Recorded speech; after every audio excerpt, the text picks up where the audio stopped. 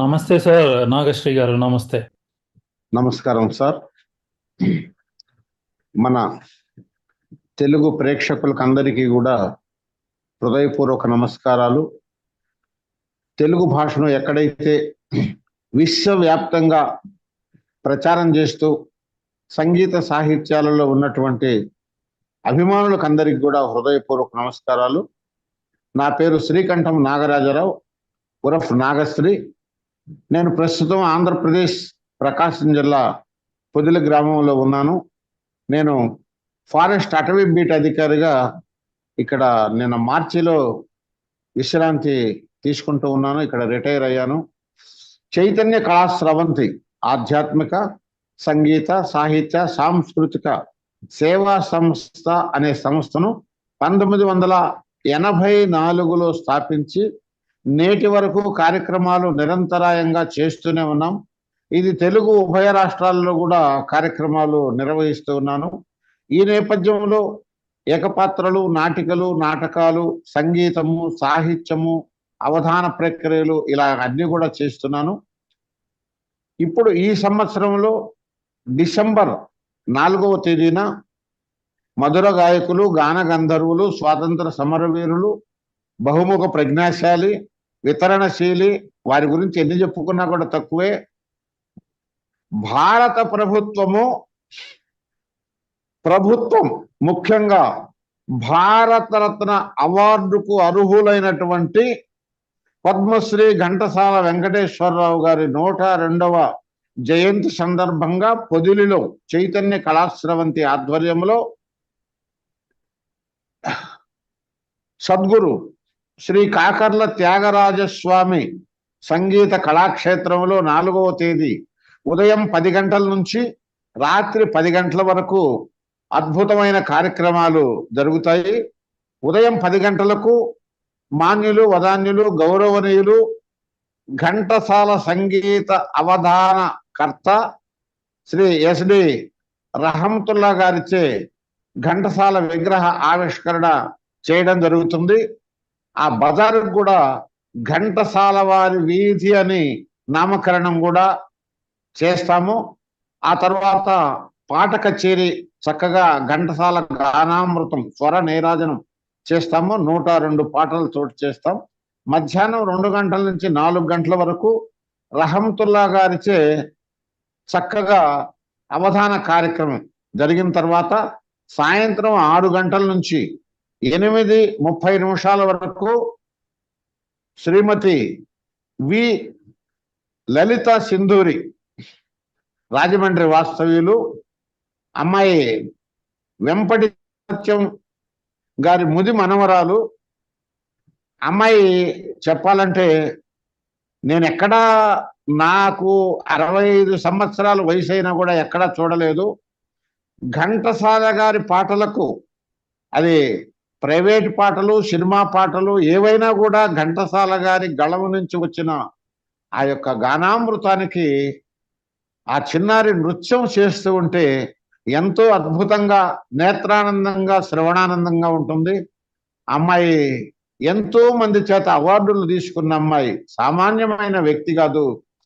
నృత్యంలో ఆమె చేసే ప్రతిభంగిమ కూడా ఆ శివుడికి అర్పితం అన్నట్టుగా లీనమైపోయి చేస్తుంది ఆ లలిత సింధూరి. అమ్మాయి ప్రోగ్రాం 6 గంటల నుంచి 8:30 వరకు ఉంటుంది.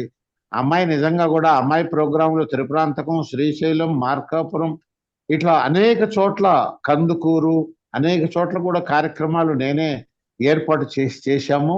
పొదిలిలో మన చైతన్య కళాస్రవంతి కార్యక్రమాలకు కూడా అమ్మాయిని గౌరవ అధ్యక్షురాలుగా ఏర్పాటు చేసుకున్నాము. అమ్మాయి కార్యక్రమం ఉంటుంది. తర్వాత ప్రముఖులకు అందరికి కూడా సన్మాన కార్యక్రమాలు చేస్తూ ఘంటసాల మాస్టర్ గారికి పద్మశ్రీ తర్వాత ఎటువంటి అవార్డులు కూడా ఇవ్వలేదు. భారత ప్రభుత్వం భారతరత్న అవార్డు ఇవ్వాలనేటువంటి ఒక ప్రతిపాదన కూడా తీసుకొచ్చి మేము చేస్తాము. చైతన్య కళాస్రవంతి ద్వారా ప్రతి నెల సభ్యులకు ఆహ్వానం పలికి, విద్యార్థులైతే విద్యార్థుల ప్రవర్తన ఎలా ఉంది, వాళ్ళ స్టడీ ఎలా ఉంది, పెద్దలు ఏ విధంగా ఉండాలి, ప్రజలు ఏ విధంగా ఉండాలి, ఆరోగ్యం ఏ విధంగా కాపాడుకోవాలి, సంగీతం ప్రతి ఒక్కళ్ళు నేర్చుకోవాలి. నేను ప్రభుత్వాన్ని కూడా డిమాండ్ చేస్తున్నాను, పిల్లలకు అన్ని భాషలలో సబ్జెక్టులు ఉన్నాయి, కానీ గతంలో సంగీతం అనేది ఒక సబ్జెక్టుగా ఉండేది.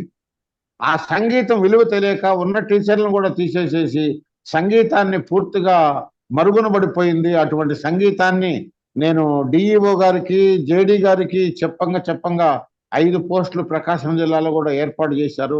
ఒక పోస్టు మాత్రం ఇప్పుడు చీరాలకు పోయింది. ఈ నేపథ్యంలో సంగీతపు విలువలను విద్యార్థులకు తెలియజేస్తే నిజంగా కూడా ఆరోగ్యమే మహాభాగ్యము, అది కళలతోనే సాధ్యము, నాగశ్రీ అనేటువంటి నినాదం కూడా నేను పెట్టాను. ఎక్కడ కళలు భాసిల్లుతాయో అక్కడ సుఖ సంపదలు విలసిల్లుతాయి. కళాకారుడు అజ్ఞాత గతాన్ని కళ్ళెదుట విప్పుతాడు, వర్తమానాన్ని విమర్శిస్తాడు, భవిష్యత్తుకు దారి చూపుతాడు.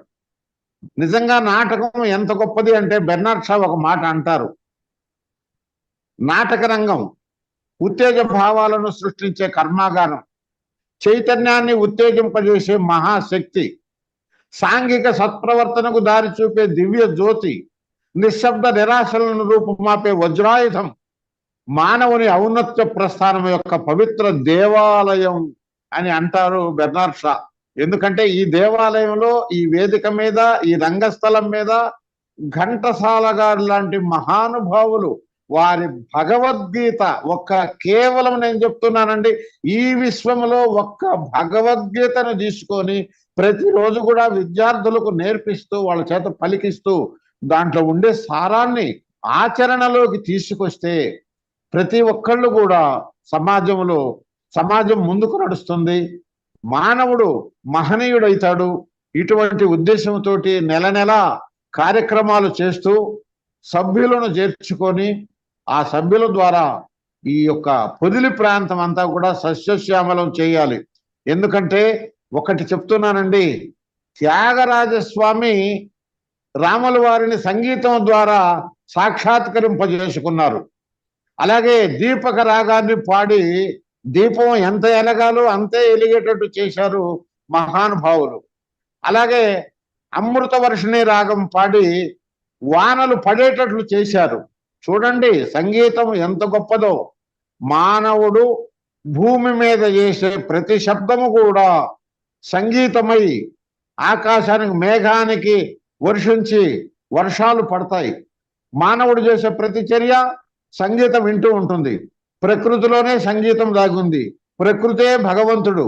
మానవులను సరి అయిన మార్గంలో పెట్టాలంటే సంగీతము, సాహిత్యము, కళలు మాత్రమే ప్రధానమైనవి. ఎవరు ఏమి చెప్పలేకపోయినా కూడా నాటకాల ద్వారా, నాటికల ద్వారా, ఏకపాత్రల ద్వారా, సంగీతం ద్వారా చెప్పి సమాజాన్ని చేయవచ్చు, ఆరోగ్యవంతంగా చేయవచ్చు.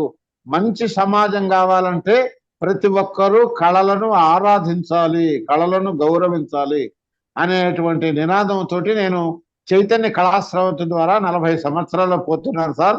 నిజంగా కూడా నా శేష జీవితాన్ని నిజంగా కళకే అంకితం చేస్తాను.